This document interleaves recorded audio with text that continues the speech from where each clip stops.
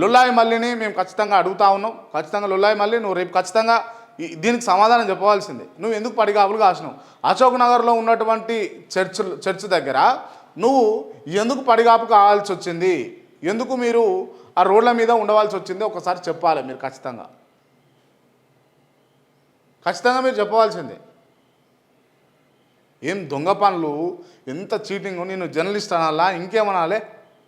నీ పక్కన నీ గన్మేన్ ఉంటాడు, నువ్వు ఉంటావు, నీ చుట్టుపక్కల నీ మిత్రులు ఉంటారు. నువ్వు ఈ దొంగతనాలు, పొద్దునపూట దొంగతనాలు, ఇవి పొద్దునపూట దొంగతనాలు. వాళ్ళు వస్తారు కదా, వెనుకట ఉంటుండే కదా కొంతమంది వచ్చి చొరబడి దొంగతనాలు చేసుకుంటూ పోతుండే ఇళ్ళల్లో వాడి.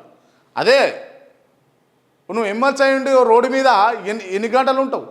పొద్దున్న నుంచి సాయంత్రం దాకా, రాత్రి దాకా ఉన్నావట. ఆ విజువల్స్ అన్నీ పంపిరు.